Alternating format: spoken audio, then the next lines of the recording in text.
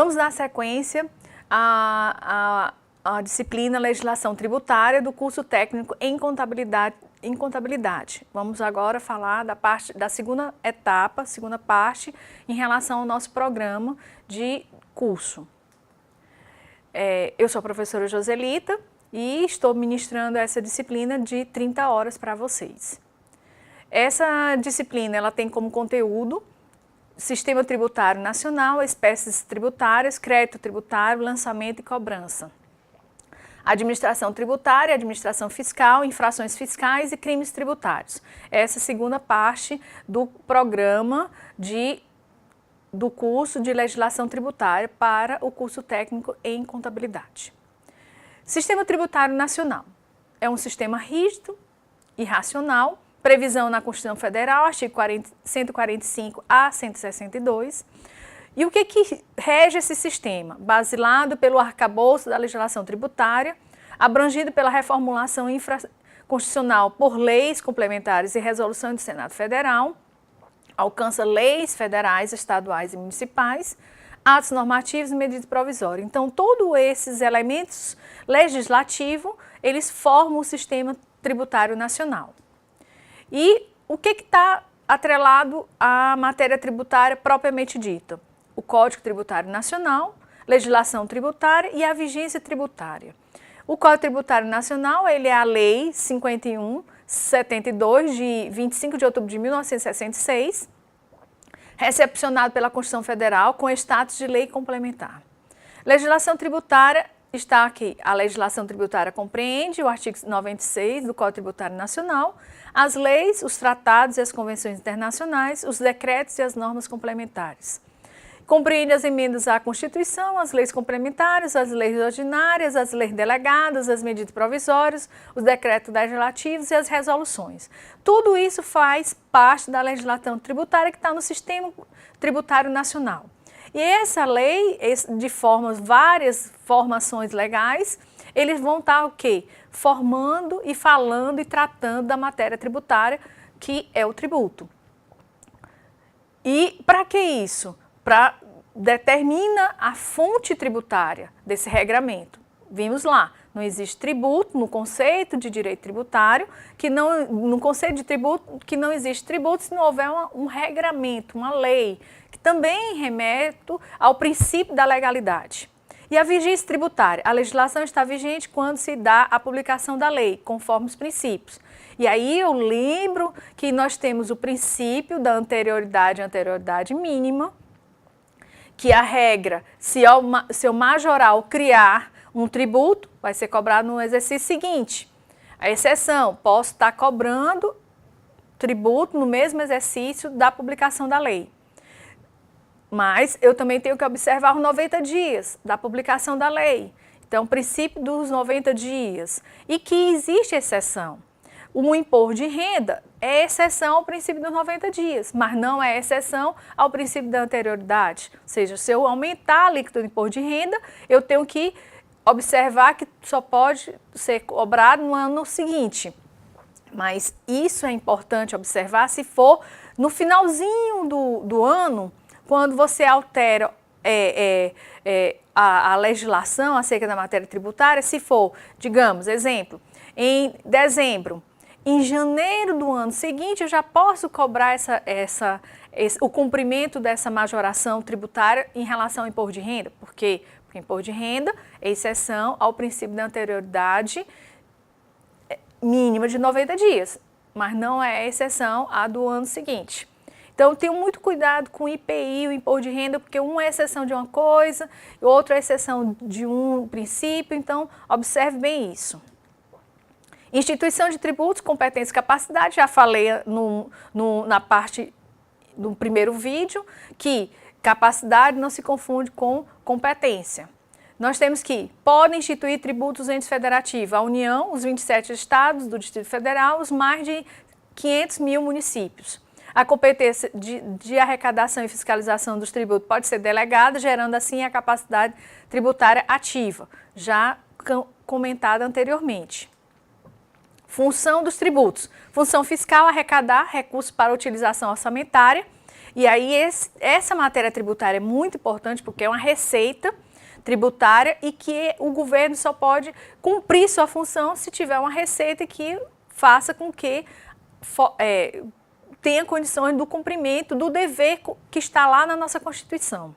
Função parafiscal, gerar recursos para funções que, paralelamente ao Estado, exercem funções típicas do Estado. Função extrafiscal, função de correção econômica em situações diferenciadas. E o que é obrigação tributária? Lembrando que conceito de tributo, falei anteriormente, conceito de tributo é toda obrigação pecuniária e compulsória, ao qual o ente é obrigado a fazer algo de acordo com a lei e cobrado mediante atividade plenamente vinculada. E esse é o conceito de tributo que vai estar norteando toda a situação acerca da matéria tributária. E aí essa obrigação de cumprir o que está na lei é o vínculo, então nós temos a obrigação tributária. É o vínculo que se estabelece entre o Estado, credor, sujeito ativo, fisco e o particular, devedor, sujeito passivo e contribuinte, em função de uma prestação de cunho patrimonial, prevista na legislação tributária, traduzida em pagar tributo ou penalidade, ou em fazer alguma coisa no interesse do fisco, ou ainda deixar de praticar determinado ato de acordo com a lei. Isso é o que preconiza o artigo 113 do Código Tributário Nacional. É o conceito de obrigação tributária. Sendo que essa obrigação tributária, ela tem dois tipos, a obrigação principal e a obrigação acessória. A obrigação principal, pagar, a obrigação de dar e dar o quê? Dinheiro, pagando o tributo. A obrigação acessória, fazer ou não fazer em decorrência da arrecadação e da fiscalização.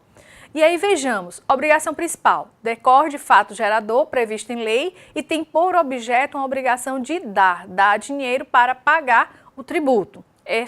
Exemplo, efetuar o pagamento do tributo ou da penalidade pecuniária, que seria a multa. Obrigação acessória, decorre da legislação tributária e tem por objeto deveres instrumentais, obrigação de fazer ou não fazer, prevista em favor da arrecadação ou da fiscalização de tributo. Exemplo da obrigação acessória, emitir notas fiscais, não receber mercadoria desacompanhadas da documentação legalmente exigida. Isso não é obrigação acessória, fazer declaração de imposto de renda. Isso tudo é obrigação acessória. A obrigação principal, pagar o imposto de renda. A obrigação acessória, fazer a declaração do imposto de renda. Isso é a obrigação que está atrelado na lei e que quem deve cumprir, quem está subordinado ao cumprimento, é o sujeito passivo da relação. E nós temos essa obrigação tributária, hipótese de incidência, fato gerador, sujeito ativo e sujeito passivo. Conceito de cada um deles. Sujeito ativo, o ente que vai exigir receber o tributo, tem a competência tributária ou a capacidade ativa. Sujeito passivo, a pessoa física ou a pessoa jurídica que paga o tributo, é o contribuinte. Sujeito passivo é o contribuinte.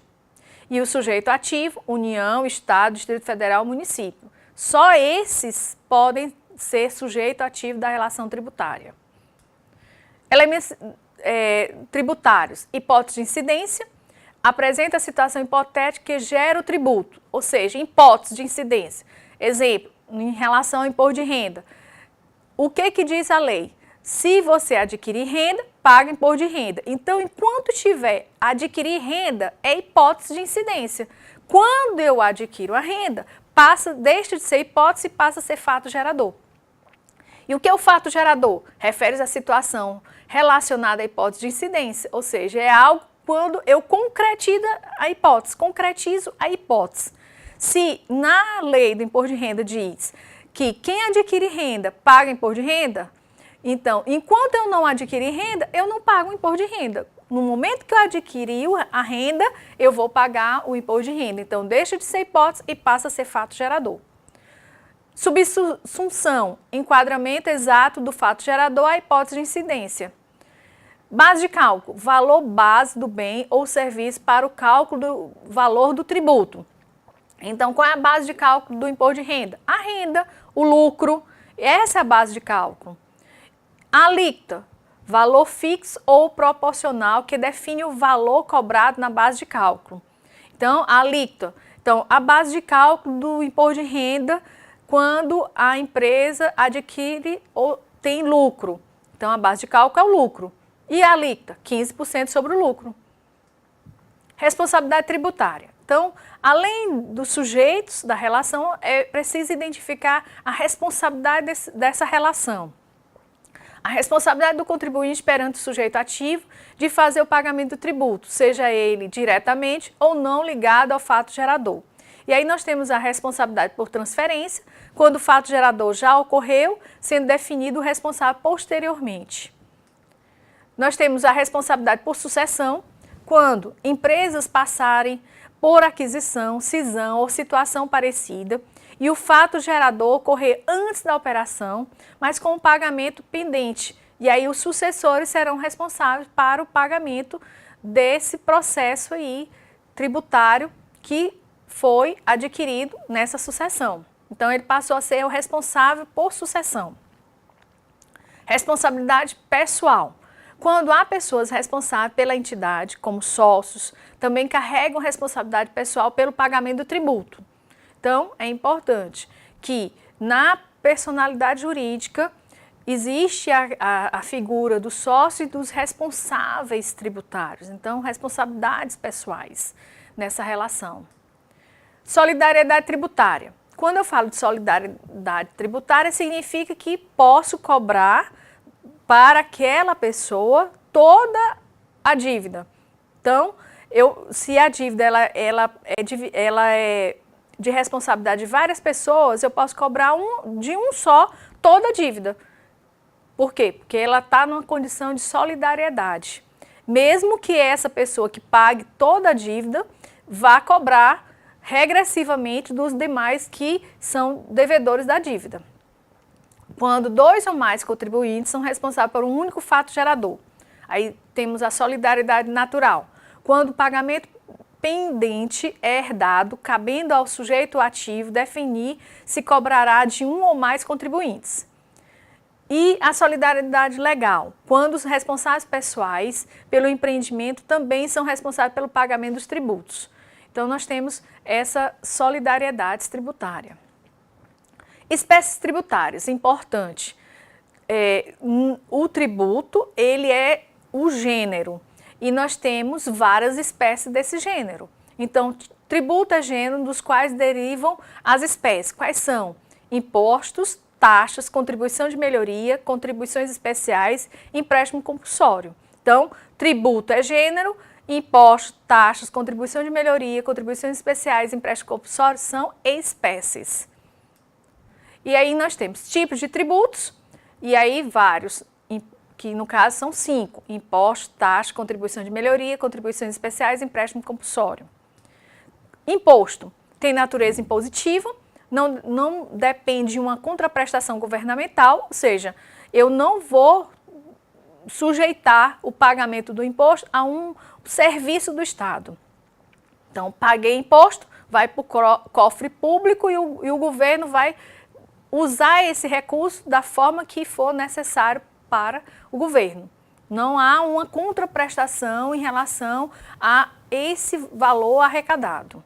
Isso é a natureza de imposto. Existe para suprir os orçamentos e tem característica pessoal, pessoa física ou jurídica, e pode ser seletiva em função da essencialidade. Aí lembre-se, a essencialidade, ter alíquotas diferentes de acordo com a essencialidade do produto. Né? Lembre-se lá do IPI, exemplo do IPI, que existe produtos como geladeira, produto industrializado, mas é essencial. Então, sobre a geladeira vai ter o quê? Alíquota menor do que a alíquota sobre um outro produto que não seja tão essencial como uma geladeira. Impostos, e esses impostos eles são subdivididos em diretos e indiretos. O direto, a pessoa relacionada ao fato gerador é quem faz o pagamento. E aí nós temos imposto de renda pessoa física. Imposto de renda pessoa física. O imposto indireto. O contribuinte direto não é quem de fato fez o pagamento. Exemplo, ICMS. O cliente paga, mas quem repassa é a empresa. Então, é um imposto indireto. Impostos, eles também são de competência privativa. Falei anteriormente das competências. E aí, lembrando que, como é privativo, então nós vamos ter os impostos da União, os impostos dos estados e os impostos dos municípios e Distrito Federal. Impostos da União, chamados federais. Nós temos o imposto sobre importação, o imposto sobre exportação, imposto sobre renda e proventos de qualquer natureza, o imposto sobre produtos industrializados, o imposto sobre operação de crédito, câmbio e seguro ou relativo a títulos ou valores mobiliários, o imposto sobre propriedade territorial rural, o imposto sobre grandes fortunas, impostos residuais e o imposto extraordinário de guerra. Todos esses aí são os impostos de competência da União. Então, nós temos aí nove impostos de competência privativa da União, ao qual nós temos aí IGF, que é Imposto sobre Grandes Fortunas, impostos residuais e o IEG, que é Imposto Extraordinário de Guerra, que ainda não foi exercida a competência da União para esses impostos. Ou seja, eles ainda não foram instituídos, mas está lá na Constituição a competência que pode ser usada quando for necessário pela União. Que foi instituído e que é cobrado é o II, Imposto de Importação, o IE, Imposto de Exportação, o Imposto de Renda, o IPI, né, e o IOF e o ITR. Impostos estaduais e Distrito Federal. Por que sempre impostos estaduais e Distrito Federal? O Distrito Federal é um estado híbrido, ele vai ter a competência do estado como a competência do município. Por isso que quando coloca impostos estaduais e Distrito Federal, significa que o estado e o Distrito Federal têm competência privativa para o ITCMD. O que é o ITCMD? Imposto sobre transmissão, causa mortes e doação de quaisquer bens ou direitos, herança e doações. Então, se alguém morrer, causa mortes, o seu patrimônio para transferir para os seus sucessores ou herdeiros vai ter que pagar o ITCMD. Se alguém doar algum bem em vida ou em morte, mas fez doação, então ele vai ter que pagar o ITCMD. ICMS, Imposto sobre Operações Relativas à Circulação de Mercadorias e sobre Prestação de Serviços de Transporte Interestadual, Intermunicipal e de Comunicação. Então, esses serviços de transporte interestadual, municipal e de comunicação, ele não é de ossada do município, ele é de competência estadual. IPVA, Imposto sobre Propriedade de Veículos Automotivos. Então, quem tem veículos automotivos vai ter que pagar o IPVA. Então, ITCMD, ICMS e IPVA são impostos de competência estadual. E eu volto a dizer, o Distrito Federal tem uma condição híbrida, então ele vai ter a competência estadual e municipal. Impostos municipais e do Distrito Federal, regulado na Constituição através do artigo 156 da Constituição. IPTU, ITBI e ISS. IPTU, Imposto sobre Propriedade Predial e Territorial Urbana. ITBI, Imposto sobre Transmissão Intervivos de Bens Imóveis por ato oneroso. E ISS, Imposto sobre Serviços de qualquer natureza, exceto os previstos para o ICMS. E aí, lembrando, IPTU, ITBI e ISS de competência municipal e do Distrito Federal. E dentre esses impostos, cada um tem um fato gerador específico. É interessante verificar cada um deles para não se confundir, porque IPTU, Imposto sobre Propriedade Predial e Territorial Urbana, e competência, município. ITR, Imposto sobre Propriedade Territorial Rural, de competência da União. ITBI, transmissão de bens intervivos e esses bens imóveis e por ato oneroso, para não se confundir com ITCMD, transmissão de bens, que pode ser móveis ou imóveis, causa mortes, e doação, que é de competência estadual. Então, tem que ter muito cuidado que alguns tributos, alguns impostos, mesmo cada um na sua competência privativa, pode haver semelhança e causar confusão. Então, é preciso identificar cada um deles separadamente e suas características. ISS, Imposto sobre Serviço de Qualquer Natureza, grande arrecadação dos municípios é o ISS. Não confundir que os serviços de transporte interestadual, intermunicipal e de comunicação é de competência estadual e é cobrado pelo ICMS. Taxas. Tem natureza vinculada, ou seja, vou cobrar porque vincula-se a um tipo de contraprestação do Estado. Então, depende da contraprestação governamental. Referentes aos exercícios do poder de polícia, direito individual disciplinado em função do fim público, né? E aí um exemplo do poder de polícia, liberação de uma praça para um evento público, o alvará de liberação. É exatamente o exemplo lá de poder de polícia do Estado, que no caso aí seria a prefeitura. Então, vai ser cobrado pela liberação uma taxa, uma contraprestação atrelada a essa cobrança tributária. Taxa que é chamado alvará de liberação da praça para o evento público. Então, essa é a natureza de taxa. Referente ao serviço prestado pelo poder público, referente aos serviços colocados à disposição do contribuinte, ou seja, se o serviço for inerente ao poder de polícia, colocado à disposição, mesmo que o contribuinte não vá utilizar esse serviço, mas foi colocado à disposição, o sujeito ativo pode cobrar a taxa. Não pode ter a mesma base de cálculo ou o mesmo fato gerador do imposto. Isso é a natureza de taxa. E taxa, ela não pode ser confundida com tarifa. Muitas vezes, erroneamente, falam taxa e tarifa como se fosse a mesma coisa. Não é, são institutos diferentes. Tarifa onera prestação de serviços, mas que não é obrigatório. Então, eu só vou pagar uma tarifa se eu efetivamente utilizar o serviço.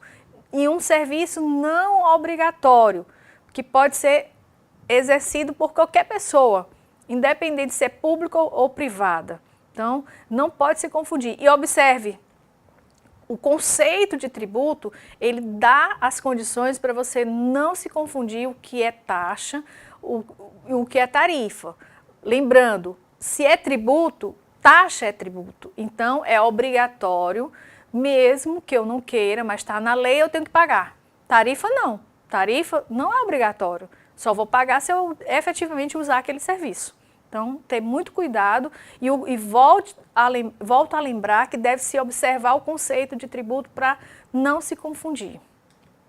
Contribuição de melhoria, vinculada a uma obra pública que incorra em valorização de bens imobiliários particulares, mais comum no âmbito municipal. Ou seja, se eu construir uma ponte que vai beneficiar as casas que estão próximas àquela ponte, se antes da construção da casa havia um valor de 10 mil e depois da construção da ponte para aquela casa passou a ser valorizada e passou a valer 15 mil, então essa valorização de 5 mil, ela o quê? Ela pode ser cobrada em cima dela uma contribuição de melhoria.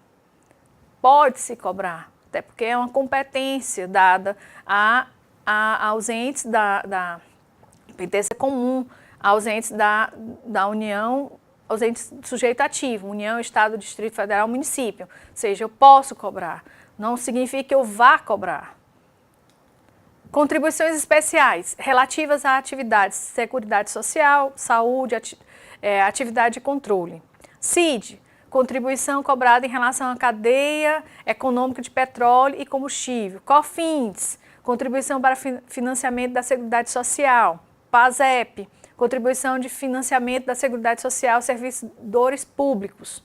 PIS, contribuição de financiamento de Seguridade Social aos servidores privados. Contribuições para o Sistema S, entidades paraestatais com funções típicas do Estado, SENAC, SEBRAE, SESC. Financiamento do regime geral de Previdência Social e do regime próprio da Previdência Social. Nós temos COSIP, contribuição sobre iluminação pública, contribuição sobre entidades regulamentadoras de profissões, o valor da anuidade do Conselho de Contabilidade, do Conselho Federal de Contabilidade, pelos CRCs, essa anuidade é uma contribuição especial e ela é natureza tributária porque é tributo. Se é tributo, é obrigatório, então eu não posso deixar de pagar porque está na lei. Empréstimo compulsório, instituído pelo Estado para servir de orçamento em situações especiais, como guerra, calamidade pública e também de obras de relevante interesse social. Então, é possível ser instituído empréstimo compulsório. Por que empréstimo? Porque tem a natureza de que o Estado vai cobrar por essas condições especiais e que futuramente ele vai restituir o contribuinte desse empréstimo compulsório. Por isso que o nome é empréstimo.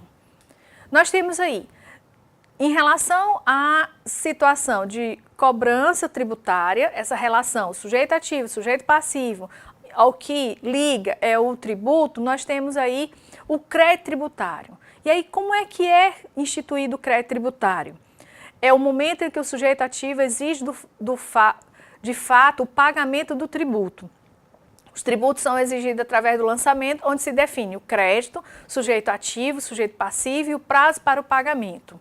Então é importante. Então, lembrado lá do conceito, volta a falar. Conceito lá de tributo, que todo tributo tem que ser cobrado mediante uma atividade plenamente vinculada. Então, essa atividade plenamente vinculada é exatamente o lançamento do crédito tributário.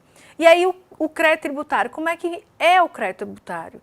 Preceitua o artigo 139 do Código Tributário Nacional que o crédito tributário decorre da obrigação principal, e aí a obrigação tributária é o quê? Principal e acessória, e a principal é o quê? Pagar tributo, e tem a mesma natureza dela, que é exatamente pagar o crédito, que é o valor do tributo. E aí nós temos, na ordem, né, da cadeia, nós temos a hipótese de incidência lá na lei. No momento que ela se concretiza, passa a ser fato gerador.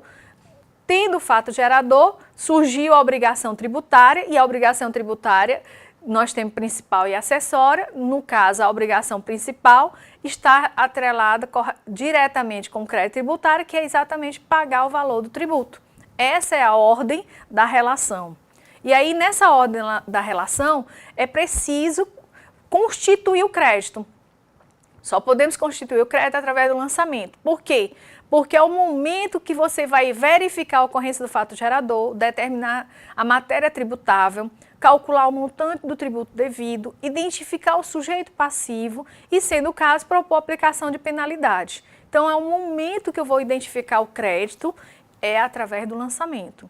E aí nós temos que a atividade plenamente vinculada e obrigatória, sob pena de responsabilidade funcional, que está lá no conceito de tributo, lá no artigo 3º do Código Tributário Nacional. Por isso, é importante entender o conceito de tributo.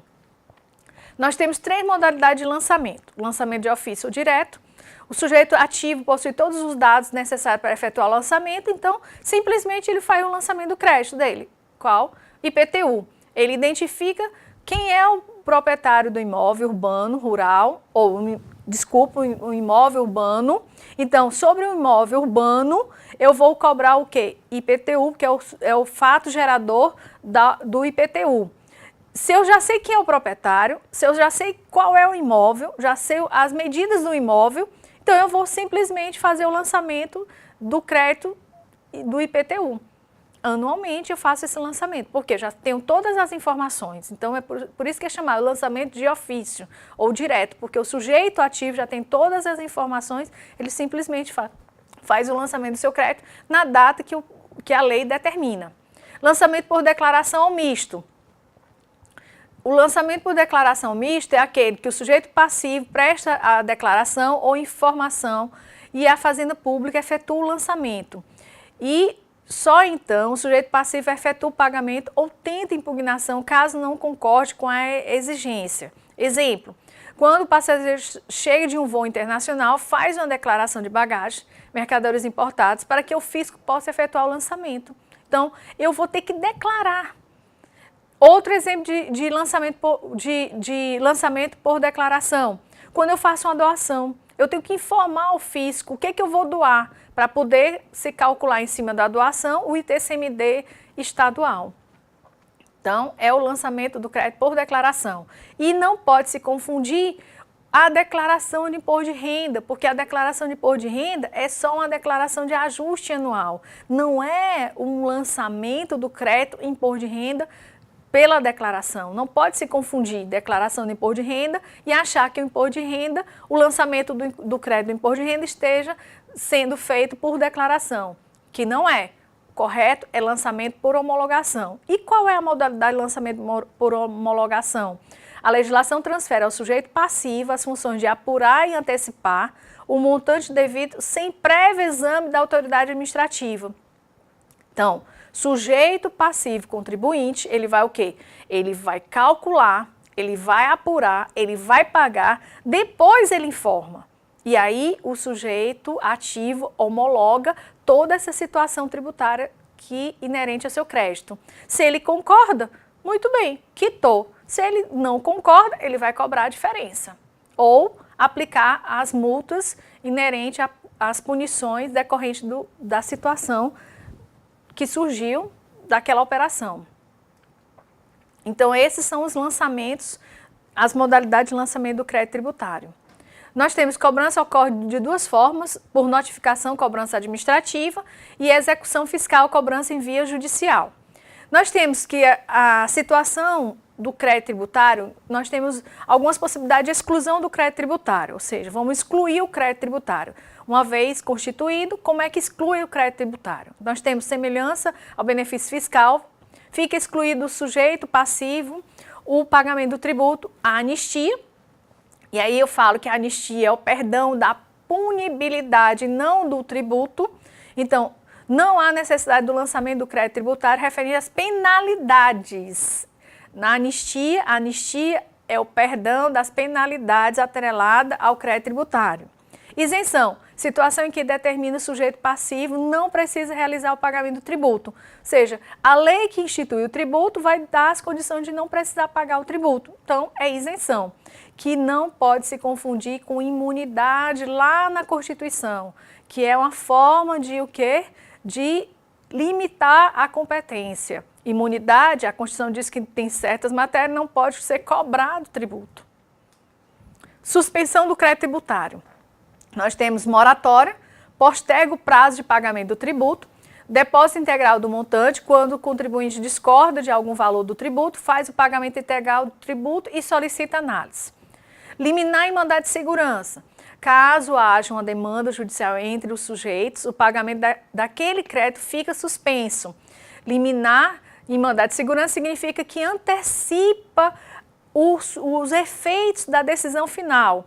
Como é mandado de segurança, que é um veículo próprio, jurídico, que vai garantir um direito líquido e certo, então vai o quê? Vai suspender porque eu estou efetivamente analisando a situação. Então, isso é uma condição de suspender o crédito tributário. Outras condições de suspensão: tutela antecipada, em demanda judicial a decisão é antecipada para análise posterior do caso. Reclamação e recursos no processo. Contribuinte de forma administrativa recorre de um dado crédito tributário. Então, também vai suspender a cobrança do crédito tributário. Parcelamento é o mais conhecido forma de suspensão do crédito tributário. Se eu parcelo, então eu não posso ser cobrado da dívida toda, porque eu estou pagando parceladamente. Então, dilui o pagamento do tributo em determinado tempo. Agora, uma vez deixou de pagar, eu vou o quê? Volta a cobrança normal de todo o crédito ainda devido, do restante do crédito devido. Então, ter cuidado que a suspensão, ela vai só suspender a cobrança do crédito. Extinção do crédito tributário. Então, eu vou finalizar o crédito. Como? Pagamento. Pagou, cumpriu, não estou mais devendo o crédito tributário. Remissão é o perdão, mediante lei, é o perdão concedido de forma total ou integral do crédito. Então, pode ser concedida uma remissão. Transação, mediante lei, determinação de novos prazos e montantes para o crédito tributário. Compensação, mediante lei, quando os sujeitos têm entre si créditos e débitos simultâneos, então há uma compensação. Dação em pagamento, mediante lei, possibilidade de quitar por bens imóveis. Conversão do depósito em renda. Eu fiz o depósito para discutir e suspender a cobrança, depois identifico que é devido, então converte aquele depósito em renda e quita o débito, ou crédito tributário no caso. Pagamento antecipado e homologação do lançamento, nos termos do disposto do artigo 150 e seus parágrafos 1 e 4º. Consignação em pagamento, nos termos do disposto também, eu vou o quê? Consignação, eu vou discutir e aí eu consigno, ou seja, eu pago, faço o depósito para poder discutir a questão do crédito. Aí depois eu identifico que efetivamente é devido, então se extingue o crédito tributário. Decisão administrativa irreformável, ou conhecida como transitada em julgado, significa que a decisão foi favorável ao contribuinte, então extinguiu o crédito, assim entendida definida na obra administrativa, que não mais possa ser objeto de ação anulatória. Então, por decisão administrativa, posso também extinguir o crédito tributário. Outra forma é a decisão judicial passada em julgado ou transitada em julgado, significa que foi discutido judicialmente e aí foi identificado que toda discussão não se precisa mais pagar o crédito tributário, ou já foi liquidado anteriormente, né, diante da discussão, e aí essa decisão, ela foi o quê? Sacramentada, ela não pode ser mais alterada, então ela também extingue o crédito tributário. Extinção do crédito tributário pela decadência e prescrição, extremamente importante observar a decadência e prescrição, que os efeitos estão atrelados ao período, ao tempo, sendo que decadência, onde o lançamento por parte do sujeito ativo ou passivo foi feito fora do prazo, 5 anos em geral, significa que o crédito tributário ele tem um prazo para ser constituído, ser feito o lançamento. Se ele não faz nesse prazo de 5 anos, extinguir o crédito tributário e o direito do sujeito ativo de fazer a constituição do crédito pelo lançamento. Prescrição, o sujeito ativo fez o lançamento do crédito, mas não cobrou. Então, prescreveu o direito de cobrança e aí também extingue o crédito tributário. E aí nós temos que prescrição, prazo para cobrar pelo crédito já lançado. Não há observação, observe que não há devolução em caso de pagamento de crédito tributário que estava prescrito, mas em caso de decadência é possível solicitar a devolução. Então, ter muito cuidado com decadência e prescrição, porque são elementos atrelados ao curso de tempo, ao decurso do tempo e também à condição do lançamento. Decadência, tem um prazo para lançar meu crédito, constituir meu crédito. Prescrição, depois de constituído o crédito pelo lançamento, eu tenho um prazo para cobrar esse crédito. Garantias, configuração da situação em sujeito ativo, tem um devedor de exigir o tributo e o passivo de pagar. E aí o caso, o contribuinte possua várias dívidas, aí os créditos tributários têm preferência em execução das dívidas trabalhistas. Entre os federados, a ordem de prioridade está União, Estado e município. Então, as garantias estão nessa ordem aí de cobrança do crédito tributário. Dívida ativa, o que seria a dívida ativa? É o crédito tributário que foi lançado, percorreu o fluxo normal, mas não foi pago pelo contribuinte, e aí ele vai ser o quê? Vai ser lançado, cobrado, o seu nome vai ser lançado na dívida ativa. Tem presunção de certeza e liquidez e deve ser contabilizado em local apropriado. A administração pública tem um dever de exigi-la judicialmente. Deve exigi-la judicialmente. Se demandado, é o contribuinte que deve provar que não está devendo. Então, se você deve o crédito, não paga, foi exauridas as possibilidades de cobrança e aí então esse crédito vai ser inscrito na dívida ativa e vai gerar uma CDA, que é uma certidão de dívida ativa. Garantias, configuração da situação que o sujeito ativo tem o dever de exigir o tributo e o passivo de pagar. Caso o contribuinte possua várias dívidas, os créditos tributários têm preferência com a exceção das dívidas trabalhistas. Entre os federados, a ordem de prioridade está União, primeiro, Estados e municípios. Certidões, informa a situação do contribuinte. Certidão negativa, comprova que o contribuinte não deve mais o crédito em questão. Certidão positiva, configura um pagamento pendente de um tributo. Certidão positiva com efeito negativo, certidões que envolvem suspensão do crédito tributário. Administração tributária e aí também a administração fiscal. Função estatal em que tem objetivo de arrecadar e fiscalizar os tributos, abrange a estrutura, aparelhamento público para essa função. A Receita Federal do Brasil é o órgão responsável pela administração fiscal no Brasil, é considerada atividade essencial e, por isso, ganha vantagens legislativas e privilégios no país, atua de forma integrada, inclusive com compartilhamento de cadastros e de informações fiscais. Infrações e crimes tributários. Nós temos que infração fiscal, descumprimento das obrigações tributárias previstas em lei. Sanção é a punição, pena aplicada com o objetivo de desestimular a prática de infração tributárias ou punir o infrator. E os crimes tributários têm tipificação material na Lei 81 de 37 de 1990. E o que seria essa tipificação criminal? Constitui crime contra a ordem tributária, suprimir ou reduzir tributo ou contribuição social a qualquer acessório mediante as seguintes condutas: omitir informação ou prestar declaração falsa às autoridades fazendárias. Isso está tipificado como crime. Fraudar a fiscalização tributária. Falsificar ou alterar a nota fiscal. Elaborar, distribuir, fornecer, emitir ou utilizar documento que saiba ou deva saber falso ou inexato. Negar ou deixar de fornecer, quando obrigatório, nota fiscal ou documento equivalente. Então, tudo isso caracteriza crime contra a ordem tributária. E aí as penas variam de 2 anos a 5 anos e multa. A falta de atendimento das exigências da autoridade no prazo de 10 dias, que poderá ser convertido em horas em razão da maior ou menor complexidade da matéria ou da dificuldade quanto ao atendimento da exigência que caracteriza a infração. Aí nós temos constitui crime de mesma natureza, fazer declaração falsa, deixar de recolher, exigir, também tem previsão legal. E aí nós temos que, nessa segunda e final do nosso programa, essa parte, nós trabalhamos nesse módulo, Sistema Tributário Nacional, Obrigação Tributária, Elementos Tributários, Responsabilidade Tributária, Espécies Tributárias, Crédito Tributário, Lançamento, Cobrança, Administração Tributária, Infrações Fiscais e Crimes Tributários. Então, tudo isso finaliza a matéria dessa disciplina que é a Legislação Tributária.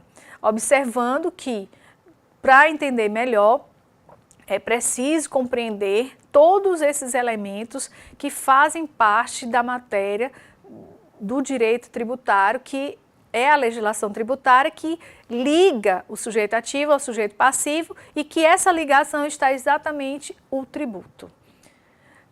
Lembrando que as referências estão no nossa Constituição Federal, no Código Tributário Nacional e os indicados no plano de disciplina do curso Legislação Tributária para o curso técnico de Contabilidade.